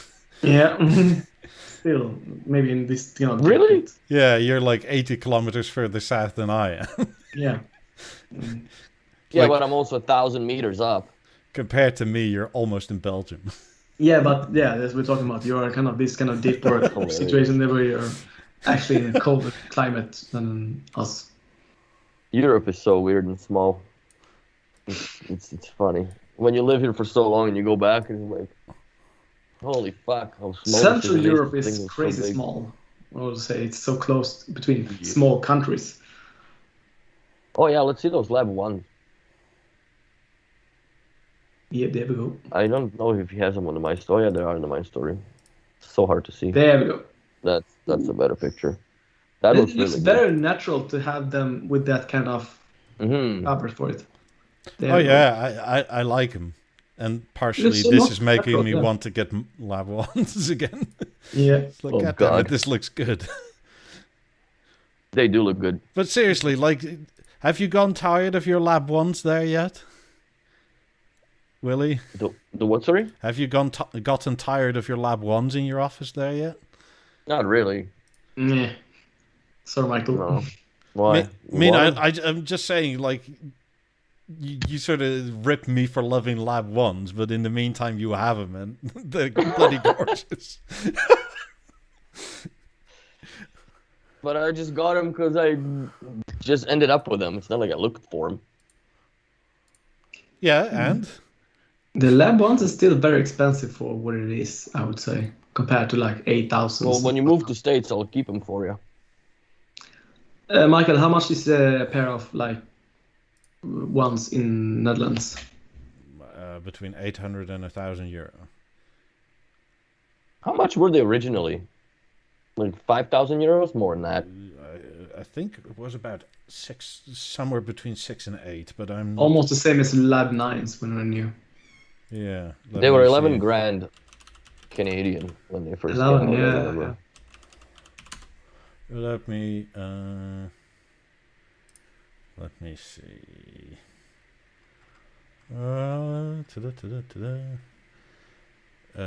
Starting price in 2000 in pounds, £4,200.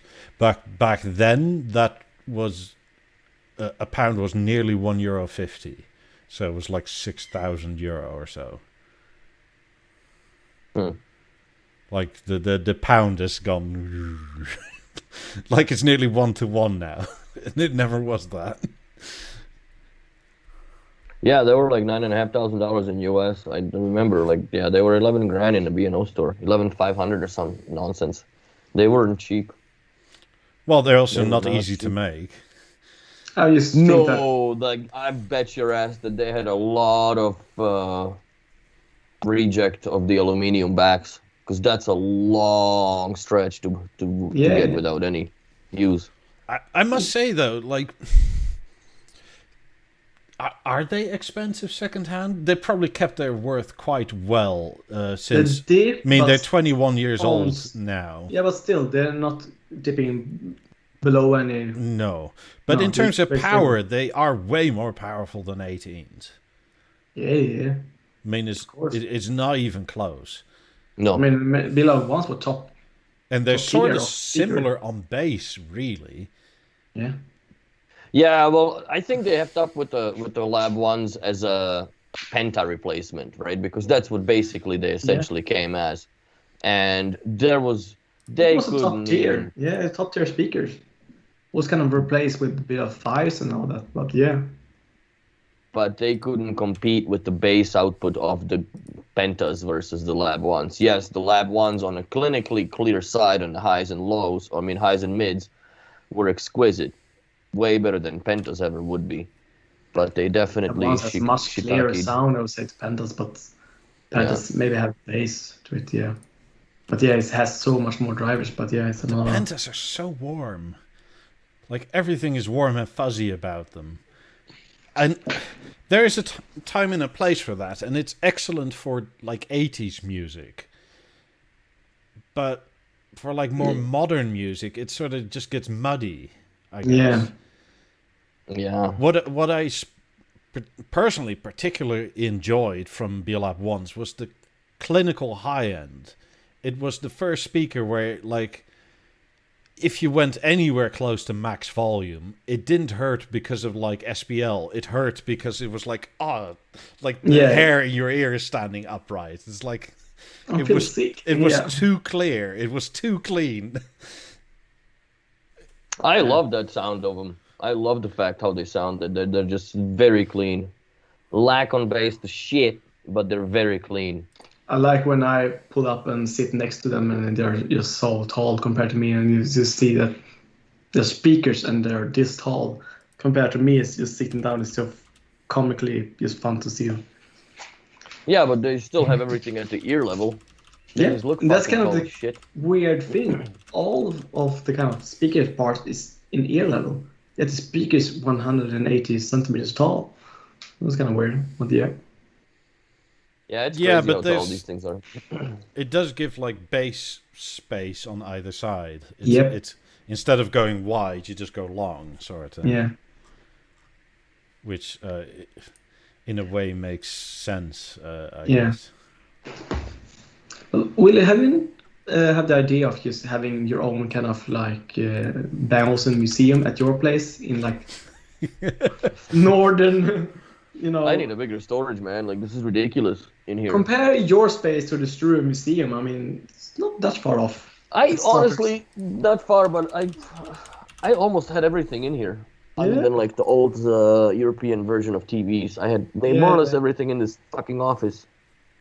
Yeah. A lot of stuff going through here, and there's a lot of Yeah. stuff here now. The Pent is here, yeah, there's a I lot like of that mine in you the have corner. like 3 of the most iconic like high-end speakers that was top dog of the tiers. Yeah. It's amazing. There you go. And people was like, if I could have one pair of any of those speakers, and you just here. I just my want friend, him out of here, dude. I want my Yeah. office back, man. I really do. I want my office back. And I got there's 2 BeoCenter 2s under my feet with the BeoSound or BeoCenter 9000. I got a 3500 sitting here. Fuck. I love it, but it's too much. Yeah. It's too late to fucking move my storage to a bigger storage because I'm not doing that all over again. That's too much work. But it's fun to see that, you know, the top tier of kind of speakers, that the ones, the fives especially, is so different in so many ways of technology and all of it. And also nice that they're so close to the fives yet so far away yet. It's cool to see. Dire Straits. Yep. Yeah, but there's not much inside the speaker. It's crazy. Yep. The mid-range is unreal on the Lab ones. Yeah, but well, there's another driver up there that's not really in view. Yeah, there's 2 bass drivers, right? Yeah. Let's see. Oh, it's gone already, this ad. not a lot of people have taken proper pictures of the driver situation. I wonder why B&O always sort of hides that. They didn't. Like, I remember back in 2000s, like, they had X-ray pictures of all the speakers. Remember that? No, not at all. No. Yeah. Is this kind of like an LSD trip you had, or like Denmark or whatever? No, fuck, dude. Like, look up. Yeah. Beolab 8000s are X-rayed. Beolab 6000s were X-rayed. They've X-rayed. Even the Serene was X-rayed. I remember that they had shown pictures of that. So, like, if you look at they did a lot of kind of cut-through speakers when they did a book from kind of the red kind of Bang Olufsen book that kind of legendary now, but never seen the X-ray part of it. Yeah, I don't know why that it doesn't. I can't fucking look it up now, but I have pictures of this. It's in the old catalogs as well. Oh yeah. Yeah, see, I'm not crazy. Tim Gray remembers it. TVs were also fucking X-rayed. Like, come on, y'all. What kind of fans are we here?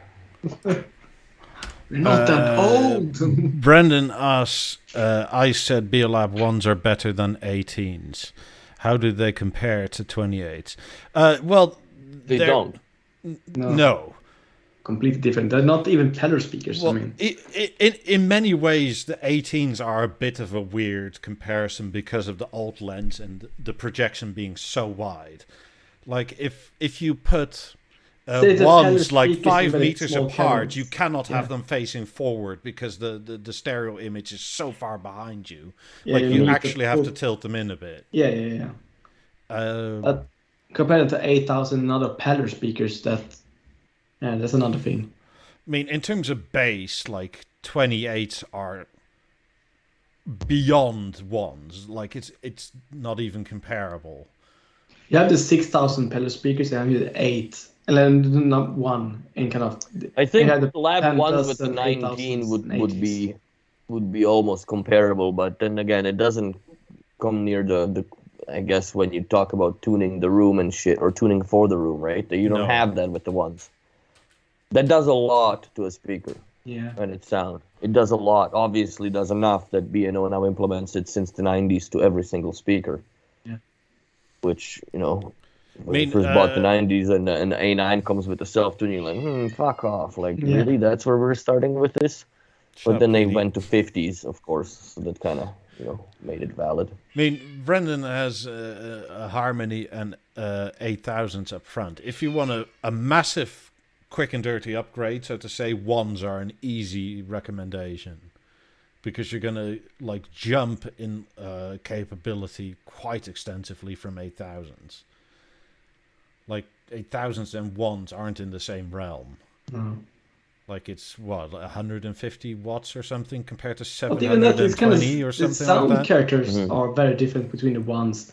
I mean, the ones are very much so rich in sound and very natural compared to 8000s and all that. Kind of quite a different 8000s speakers. are more of the Penta sort of area where they're sort of warm, like everything is fuzzy. Yeah.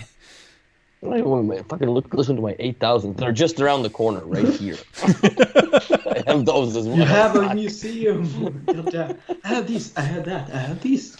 For your birthday, I'm get gonna rid of the 8000s soon. For your birthday, I'm gonna buy these like plexiglass holder thingies, so you can put like little cards with David Lewis. Then this year and that year, you can hang them next to the speakers on the wall. I remember all kind of the color patterns that was in the sales or the storage rooms when they had them. Biosound 3,200, this amount of money, blah blah blah blah. All this kind of old stuff would be cool to have, just to put them. I wish I kept the old price tags from B&O. It would be fucking hilarious just to have, Clink put them in there. These are for sale. Because when you put a price tag on something that automatically is for sale, you don't have to even say anything about it. People. I remember my old dealer kept the original price for the 8000s in 92 and 93. And when I talked to him in like 2012 or something, when they were barely going out of business, he like, do you know what they were worth in, or what it cost in when they were new? No, and he showed me. God damn. Was it more or less? I mean, you have to take in account of inflation and all that, but still, it was almost half the price of.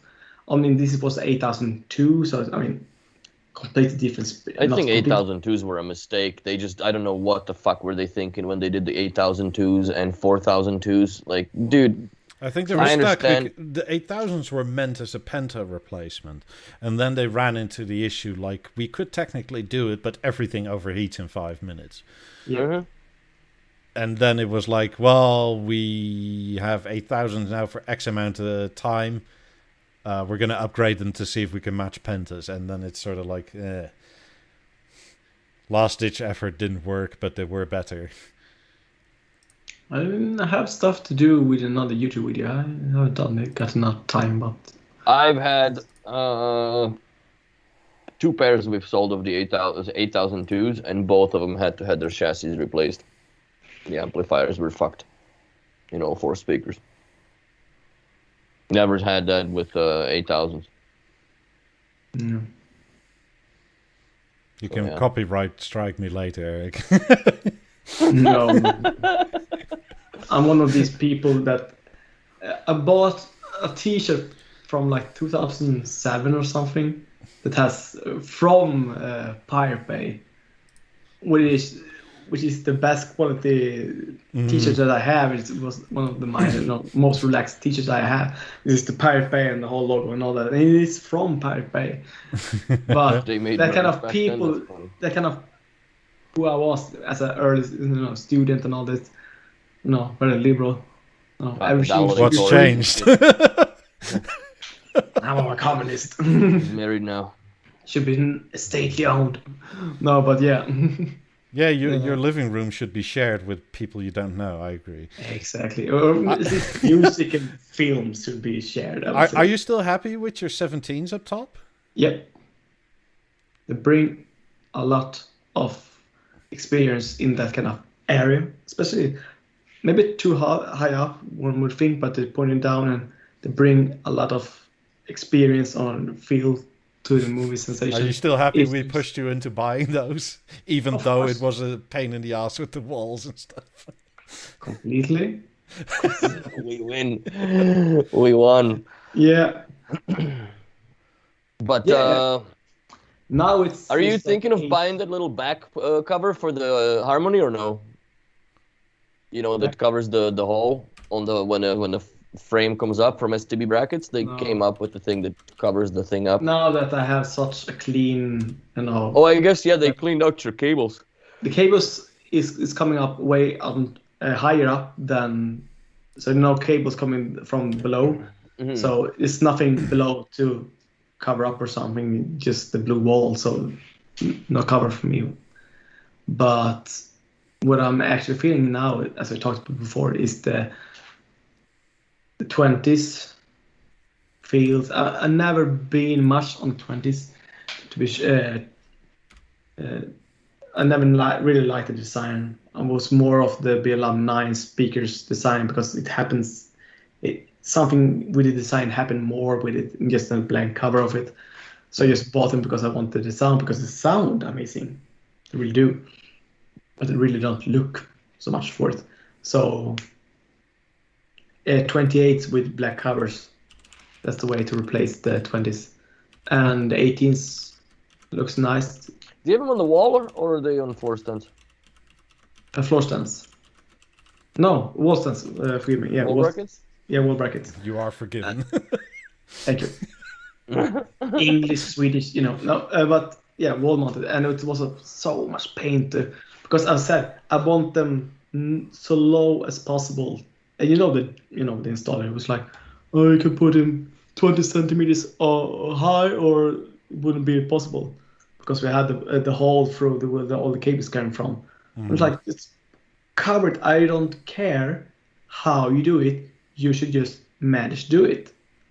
It was like, oh, oh, it fitted right over it, so it covered it nicely. Yeah, that's what the electrician said or done for it. So it was tailor fit, and it was like, oh, it was perfect. Yeah.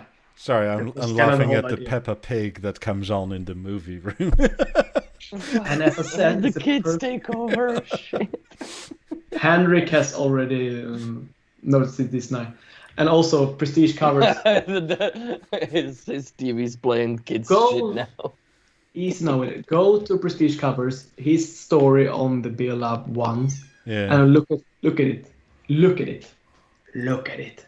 And you see it's Peppa the Pig in the background. I have set a trend over here.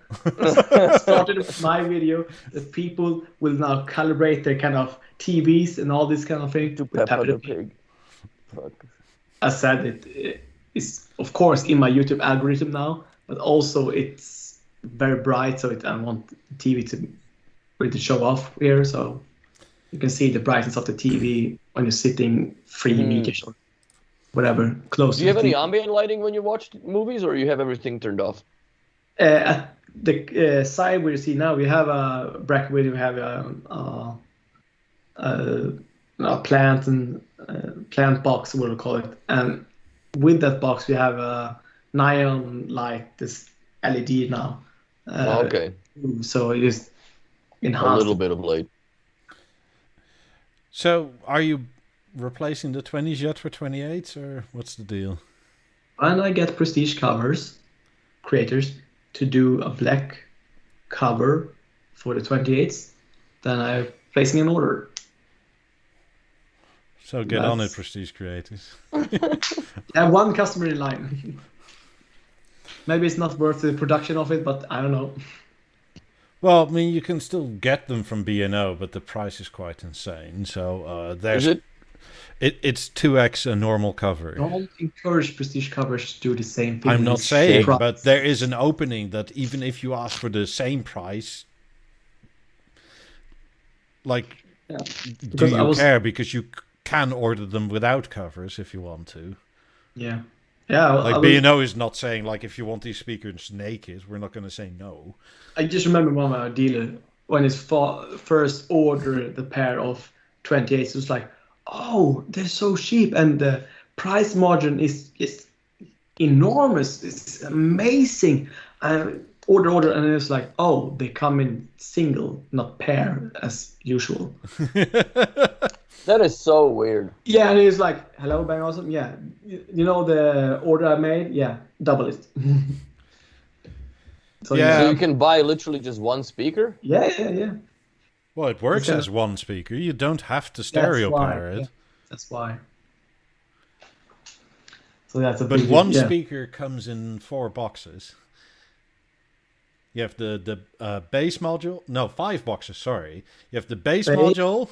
Then you have the bracket to like angle it together, or the wall bracket that goes that way. Yeah. Then you have the main body. Then you have the inner covers and the outer covers. Covers, yeah. And they're all in different boxes. So when you order 28s, you get more cardboard than when you order 50s. Like a lot more. It's not even close. I bet you get more 50s. Cardboard with 28s than you get with 90s. So 50s compact is what? Okay, so the grills are separate and the aluminum sides are separate, right? No, the aluminum sides are on them. Yeah. When they come in the box. Yeah. So you just get. But the grills are off them. The front grills are off them, of course. Yeah. Are they packed 2 in 1? No, I guess it's an individual box for each speaker. It's just like a box with styrofoam with like a cup. And then the 2 or 4 poles in it around with like these weird lock things in them, just like with 90s. And then like a top, and then that's all wrapped together with that impossible stuff, unless you have a Stanley knife. That stupid plastic wrap that's sort of woven. Oh, well, I love plastic wrap. I use black plastic wrap so nobody can see the logos and shit on the boxes when I ship stuff out. It's less likely to get damaged, and also I find that when you wrap it with that black wrap, Yeah. Nothing slips. Oh, Mr. Dexter over there, yeah. By the way, Wood Cassette has a point, and he should probably know because his name is Wood Cassette. He said if the covers are real oak, which they are, you can stain them black with steel wool and vinegar. Yeah. I will not do it by myself. I want something. Or you can someone use else to shoe do it. polish. Yeah. Like, don't get it on your face like Trudeau. He just wants to be a good guy. Fucking guy. He wants to be the good guy so goddamn much. I didn't know you can stain it with vinegar and steel wool. Yeah. Yeah, it makes That's sense. Oak reacts to that. Still, I would interesting. prefer. I mean, it is real oak. It's quite thick, actually. It's. But actually, Michael, would you do it by yourself, or would you do someone you know, like prestige creators, to do it more properly, good for you? I mean, and pay the extra. I mean, which one would you do? Well, Do it yourself, or could you not just send them a set of regular covers and say, "Could you stain it for me, please"? that's a maybe could do to prestige. Yeah. I mean, that's probably quicker than waiting on them to design a new set of covers. For Yeah. sure. But maybe we'll talk a little bit more about the I mean, prestige creators. hold on 2 seconds. One of Henrik's photos, he has it up somewhere. You know that picture of the harmony with the black and aluminium, right? Mm. Where is it? For crying out loud! And like your head is going like. Well, yeah. here we go. Yeah. So you remember this picture, right? 3, 2. There we go. Yeah. So Yeah. this was a normal oak cover, and somebody hand stained it black. Yeah. No shit. Yeah. So it is doable. Yeah. So You just gotta have balls to fucking do it, man. Like, you can't really fuck this up. Like, you're not doing anything other than stain, so that's an outstanding job on that. Holy cow. It looks freaking good too. On black. yeah, so why not get the regular one and send it over to Prestige, and you'll that's way quicker than anything else, and it's probably also easier for them. Yeah. Because, I mean, the fitment is already there. Yeah. So get 28. I Get will. a set of That's regular the moral of the covers. story. Fucking a good segue. I mean, actually, if you want to experiment and don't want to dish out all the money, just get the covers and send them over. Or buy a moment and try it on that. I think the best way would even be if maybe I get the money to Prestige and they buy the covers and then send them over instead of me buy them. I think that makes way more sense and it's more economical. And then you just trade in or whatever. Because have here your at dealer sell BeoTalk, them. we think of the environment. Yeah. Well, so does Post Nord. Because you're gonna get a whole bunch of fucking recyclables when you get these. But like, this looks bloody stunning to me. I like it a lot. Black and aluminium. It does. I wish I had a different color scheme, and then it would go with. I love more this stuff. kind of custom works that people do with their Bang Olufsen. I love it. Mm-hmm. Is it No, Willie this doesn't is like them, cool. or is it Henrik who doesn't really like this kind of? What, this? Well, it's on his website or on his Instagram. No, but Henrik isn't fond of like custom Bang Olufsen to start with, or is it like the custom wooden work that Leo does? Oh yeah, but that's more like that's. I guess changing a design more so than the color, because if you go from pentas with aluminium to pentas in wood, Prestige cover and this kind of German undercover company that. I mean, also I like what Leo does. It's because it's like Yeah. I'm not going to own pentas because besides the sound and whatever, I don't really like the look of it, and especially the sort of aluminium, stainless steel, whatever it is. It's such a dull color. it's 80s. Yeah, well, whatever the reason is, it doesn't match with like 18s, 15s. No, No, it doesn't match with anything. Nothing. It's an odd sort of like it stood out in the sun for too long and just got dull sort of color. It's sort of champagne instead of clear. They look very much like a DeLorean. So it will fit perfectly in your house. With all the brass. What's his name? Leslie Nolwan on Facebook. He started veneering the fucking Pentas now too. So you stole that idea from Leo, or vice versa? I think it would be vice versa, or I don't know who stole whose, but I've seen Leslie veneering shit 2-3 years ago. And yet you have Marco is the complete opposite. He's a super, by the book, Bang Olufsen. You should only have the aluminium and nothing else. So it's... Yeah, Nitrox says just use black French polish to make them black and spray them with whatever lacquer finish you like. High gloss or matte or whatever. I mean, then again, you can talk to Prestige creators about that. That would probably... Because at least then you're saying sort of like, if the covers work out, if let's say they don't work out right, you're out only, what, €600 or something? Yeah. Which is annoying, but it's not like, oh, the covers don't work out, so I have speakers here that are like 12 grand that I now don't like. I could actually maybe... Plus, if the covers work out, then you're sort of set like, God damn it. Hey, Netta, now I have to get new speakers. You're onto something. Yet again, you're influencing me to get another speakers, yeah. And you're probably right, yeah. Yeah, so I would say go that way, because I like that I have the most resiliency with this. You know, right? Like you should trade in your 20s now, because in 2 years' time, when they're really EOL, you get less money for them. And they still have warranty on them, right? Yeah. Yeah. Yeah. Fuck, dude. Go and do know. it. You're getting new speakers. Worst thing is that the 20s are dipping so low now because of the 28s. That's the thing. Because all the 28 people are selling their 20s because of the 28s now. So, yeah. Yeah, because they know that it's better speaker. Well, it is. Yeah. I mean, 20s aren't bad or anything, but 28s are just better. The 20s are exactly or the same as the 28s in wide mode. Mm-hmm. So they're very versatile in that. But when you can't get the accuracy though. No. But when the 28 is in narrow mode, it's complete, so focused speaker. It's so much.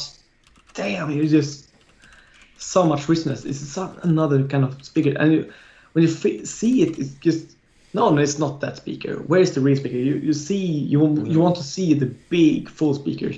If someone would have Beolab 50s and 28s, people will always say it's the 50 who is playing for certain. So much. I mean, it's even thinner than the 18s, and it's so. You get like this. I like them. I just don't have room for them. No. But think of like a 6,000 speakers with like the Beolab 9 sound at the time. Mm-hmm. It will just boom, blow your mind. It's amazing sound for the size, and that's amazing. And so correct. You can do this kind of thing to it where you can narrow the mode and all that. It's amazing. Yeah. So you get like a 2-in-1 speaker for the price of. Just the same as 20s, and so for the same price as 20s, you get 2 speakers in one. It's also the tech in the 28s. Yeah. It's like years ahead of 20s.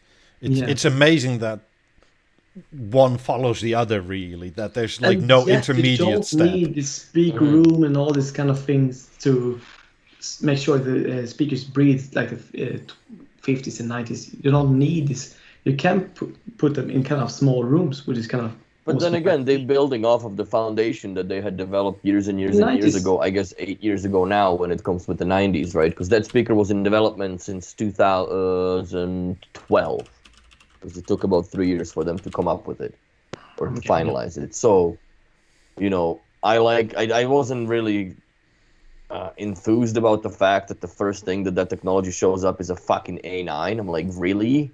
50s I could take, but it just logically makes sense to put it into everything. Like, even in the level, it's a $2,000 item. It's not really any tragedy, but it has time moves so fast that the generation of the 2014. I wish that they did it with the stage. I wish the stage had self-tuning in it now as well, because it really does work.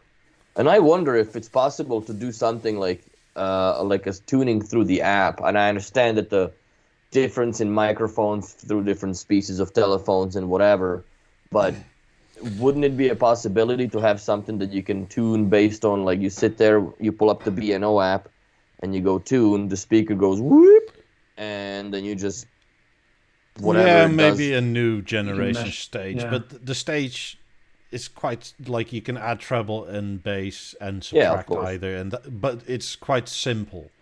Then again, we use the stage every day, and I don't really miss it.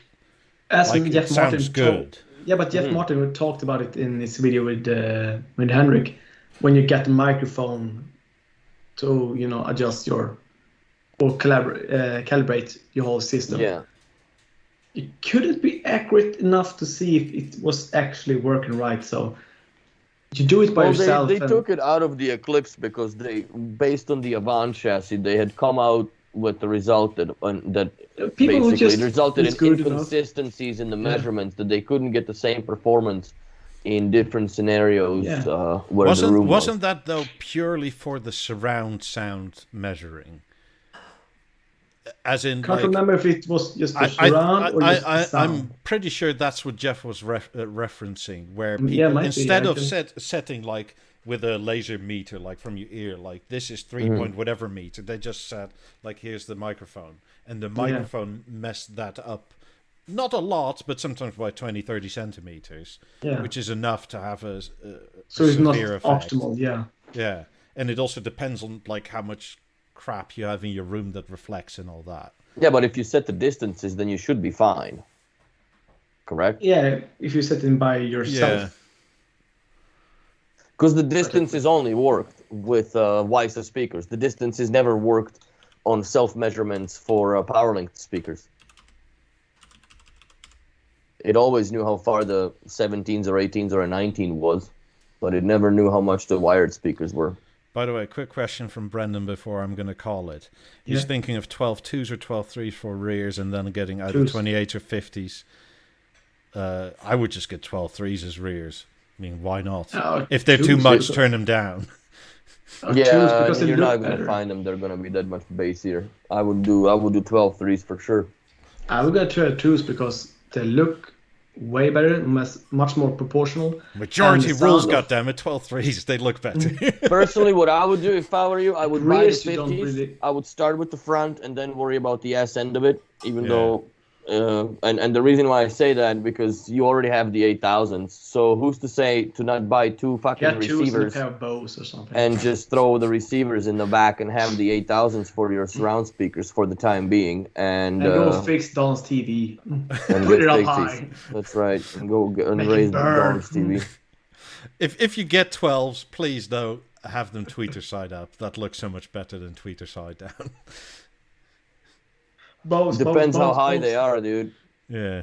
Anyway, I'm going to call it. Thank you, everybody, for watching. Thank you, Don, dear leader, for the generous contribution, as always. My pocket money, yep. That way we can have some beer again. And anyway, thank you very much. Please like and subscribe. We'll be back tomorrow on Twitch. Yeah. Eric, if you're bored or whatever, you can always join. Depends on the weather. Yeah, as always. If you need to be a Honda, that's fine too. Yeah, I know it. And thank you all for watching. Hope you had a lovely day. And God damn it, Lewis Hamilton. Sorry. I'm going to roll the outro. And bye, everybody. See ya.